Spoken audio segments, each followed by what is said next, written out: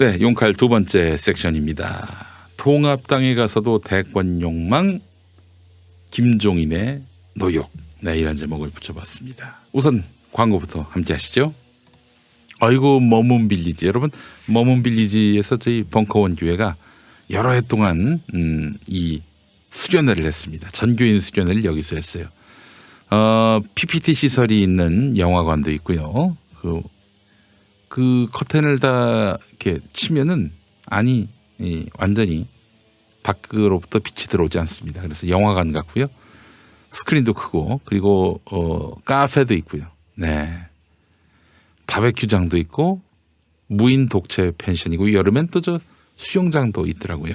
네, 한 팀에게만 주기 때문에 여러 팀이 섞여서 같이 그 뭐 행사를 하지 않아도 돼요. 그냥 온전히 그 독채 펜션에서 두 채거든요. 두 채에서 이렇게 행복한 시간을 보내실 수가 있습니다. 광고 문구를 좀 소개하겠습니다. 김용민 브리핑 애청자분들께만 소개하는 나만 알고픈 봄나들이 명소 남양주 독채 펜션 머문 빌리지를 추천해 드립니다. 머문 빌리지는 펜션촌에 있는 북적이는 공간이 아닙니다. 산속에 우리만 진짜 통째로 사용하는 독채 펜션이거든요. 우리 팀만 있어서 더욱 안심되고, 음악을 크게 틀어놓아도 아이들이 마음껏 뛰어도 다른 사람 눈치 볼 필요가 없어서 내 맘대로 자유롭게 즐길 수 있습니다. 캠핑 느낌을 즐길 수 있는 바베큐장과 카페, 휴식 공간, 그리고 영화를 즐길 수 있는 공간까지 모두 무료입니다. 남양주 독채 펜션 머문 빌리지에서 아름다운 자연을 즐기며 힐링 스테이 하시기 바라겠습니다.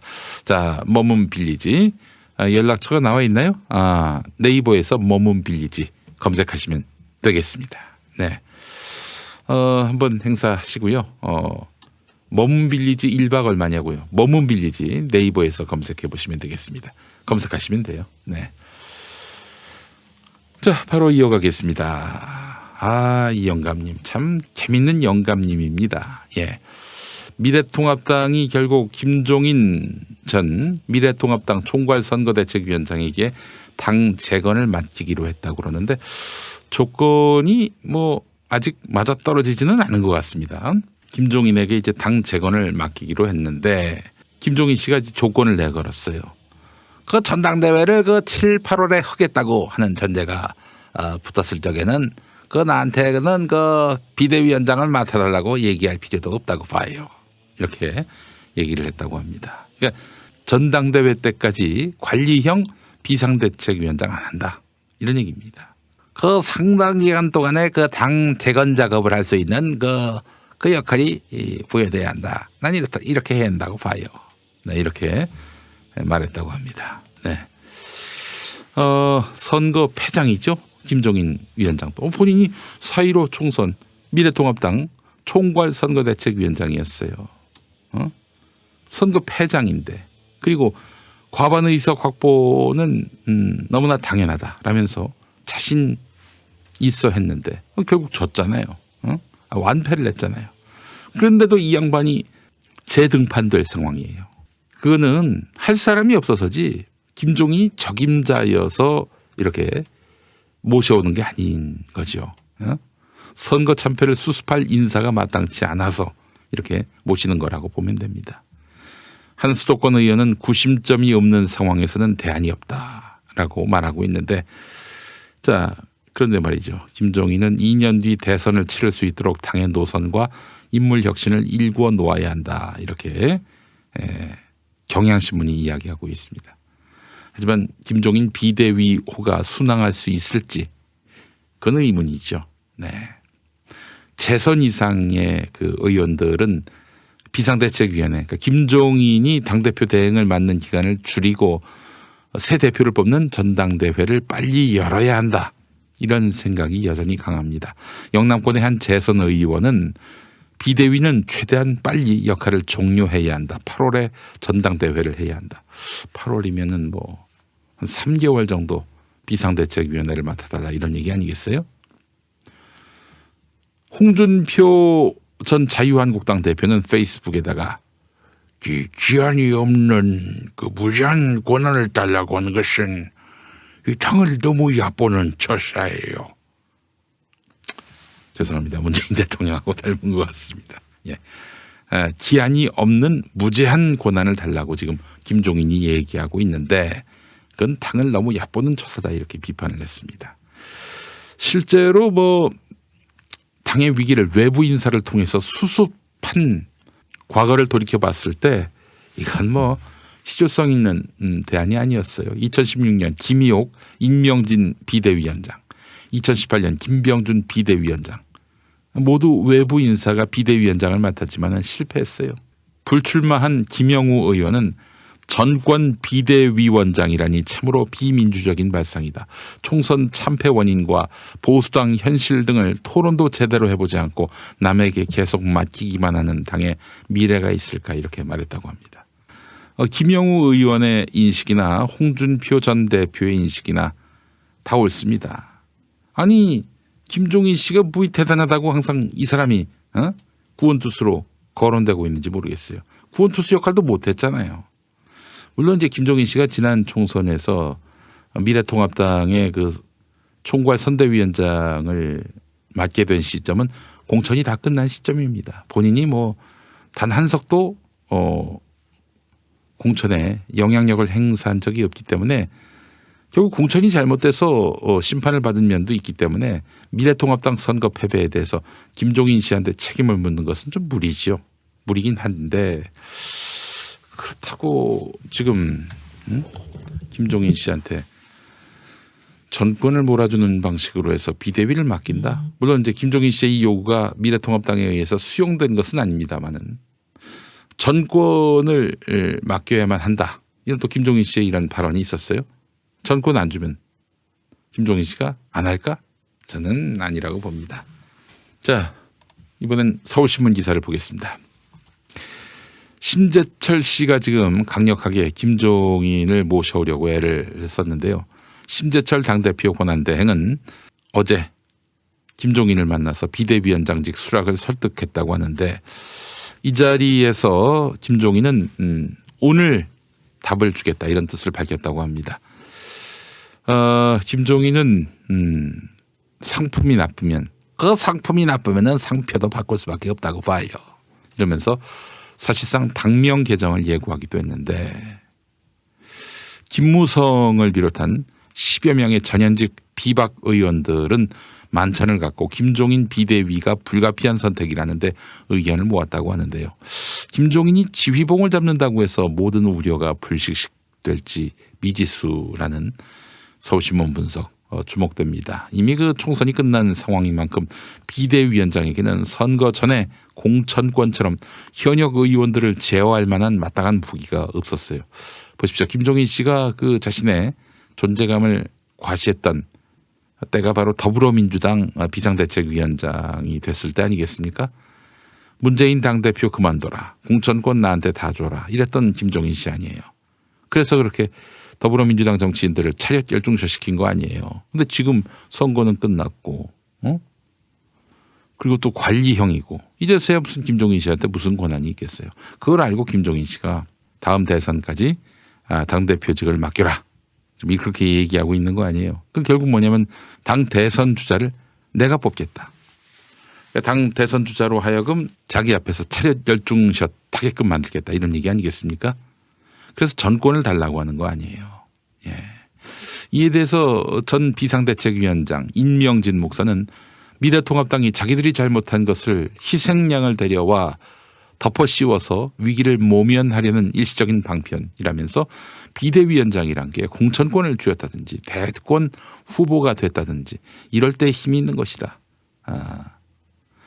김종인 전 위원장이 통합당에 가서 혹시 봉변당하는 것은 아닌지 굉장히 걱정된다 이렇게 말했는데 우리 저 임명진 목사님이 정말 정알못이네요. 아니 다음 대선 때까지 나한테 역할을 맡겨달라. 다음 대선 때까지 나에게 역할을 맡겨달라. 이게 무슨 얘기입니까? 그 이야기의 의미를 모르세요? 본인이 대선 후보가 되겠다는 얘기입니다, 여러분. 그렇잖아요. 많은 분들이 알고 계실 거예요. 더불어민주당 당시 비상대책위원장 되고 문재인 전 대표에게 당시 대표에게 문재인 당시 대표에게 당대표 그만둬라. 그리고 공천권 나한테 달라. 그리고 비상대책위원장이 뭐냐? 비상대책위원회 대표, 줄여서 대표. 이렇게 해달라고 한 사람이 바로 김종인 씨예요. 총선 끝난 다음에 문재인 너 고군분투하느라고 고생했다. 고군분투하느라고 고생했다. 이러면서 슬쩍 이제 문재인은 굿바이한 대권 주자 레이스에서 이탈된 사람으로 그렇게 여겼던 사람이 바로 김종인입니다. 김종인 씨가 그래서 더불어민주당에서 지가 당 대선 후보를 하려고 그랬던 거예요. 이게 제가 그 뇌피셜이 아닙니다. 더불어민주당에서 김종인 씨하고 밥 한 술이라도 같이 먹어본 사람들은 다 알고 있었어요. 그렇게 해서 더불어민주당을 자기 당으로 만들어 가지고 그렇게 해서 자기가 대선 후보가 돼가지고 대통령이 되려 했던 겁니다. 그러니까 문재인 대통령에 대해서 굉장히 견제하고 또한 하대했던 사람이 바로 김종인 씨예요. 또 끊임없이 기만하고 거짓말했던 사람도 바로 김종인 씨입니다. 왜냐? 민주당을 자기가 먹으려고 그랬던 거예요. 또 김종인한테 실제로 줄 섰던 사람들이 있었고요. 아닌 것 같죠? 아닌 것 같죠? 정말입니다. 김종인 씨는 대통령이 꿈이었고 실제로 지난번 대통령 선거 때 출마를 결심하기도 했다니까요. 출마를 결심하기도 했었어요. 실제로.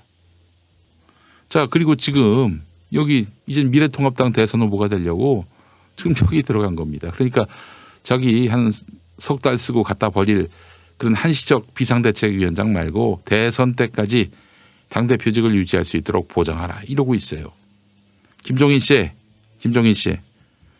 그 당대표 되고 싶으면은 전당대회 출마하세요. 비상대책위원장 수락하지 말고 그거 나가서 당대표가 된 다음 정상적으로 표를 받아가지고 당원들의 지지를 받아가지고 그렇게 당대표가 됐어요.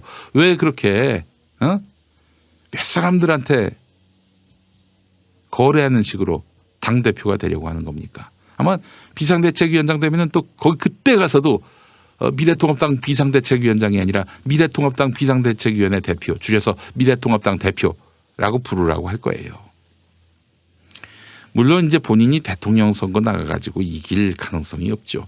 아니 뭐 솔직히 해서 김종인 씨가 지금까지 국회의원 5번 했다지만 다 비례 아닙니까? 지역구 출마했다가 이해찬 현 더불어민주당 대표한테 발렸고요. 그랬잖아요. 그래서 아마도 김종인 씨의 구상은 이거 같습니다.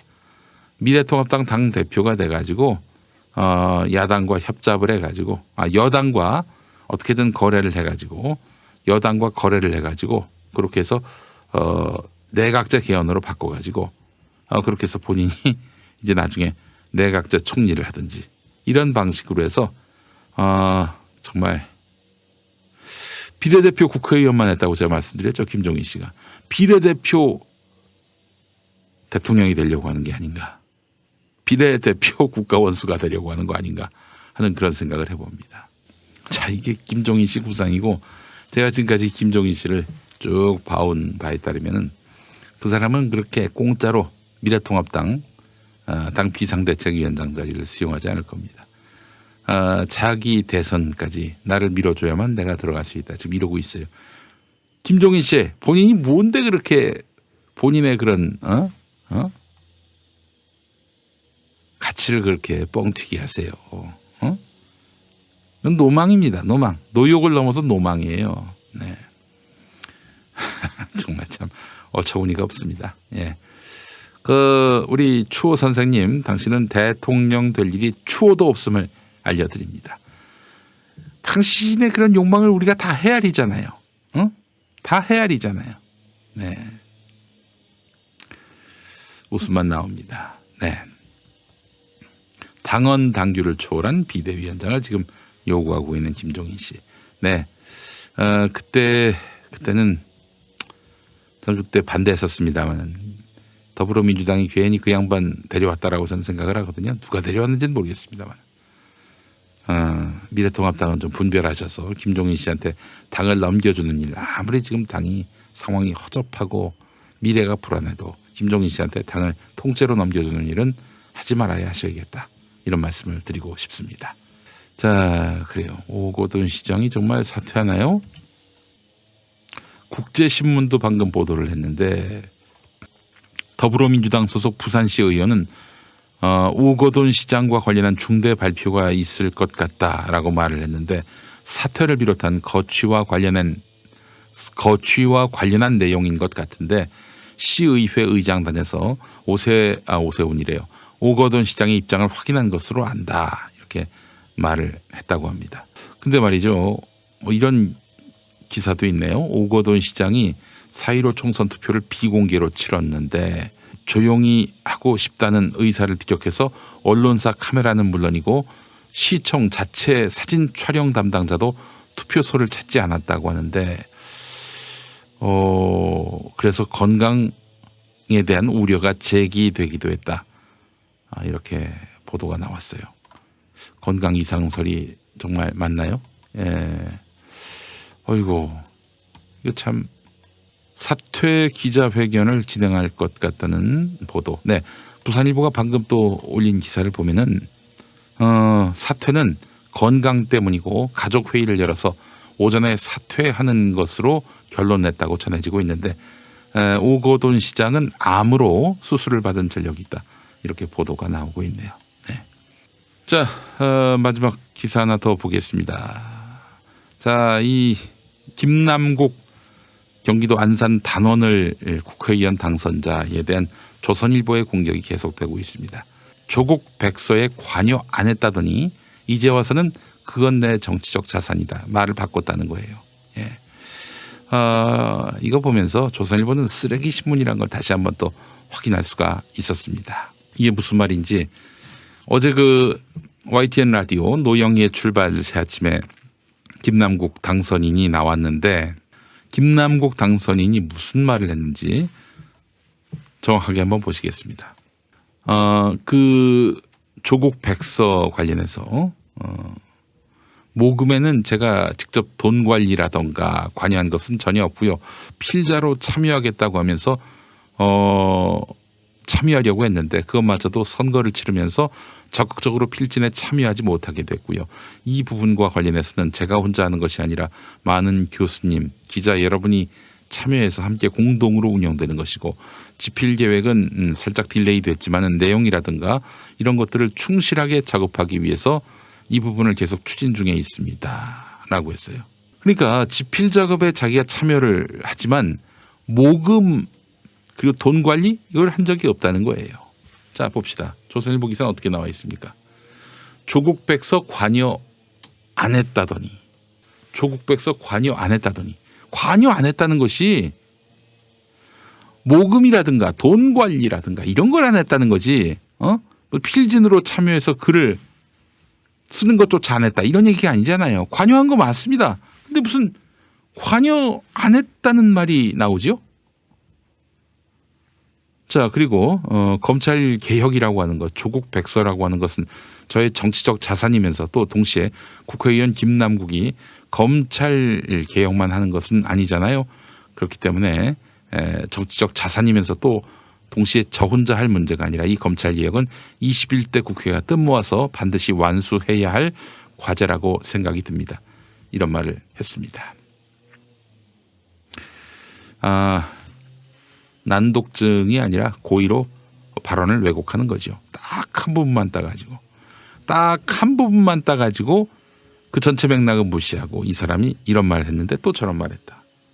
이러면서 한 입으로 두 말했다라는 식으로 만들어내고 있습니다. 오랜 조선일보 수법입니다. 예. 그러니까 이런 신문이 점점 영향력을 상실하게 되고요. 이런 신문이 대중으로부터 웃음거리나 되고 이런 신문이 무슨 이슈 파이팅을 하든 아젠다 세팅을 하든 국민들이 관심을 갖지 않습니다. 왜 그러겠습니까?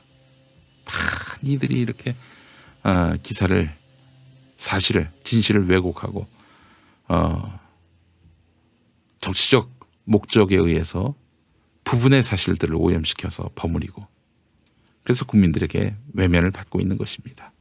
예. 그나저나 우리 김남국 당선인이 조선일보한테 찍혔네요. 네.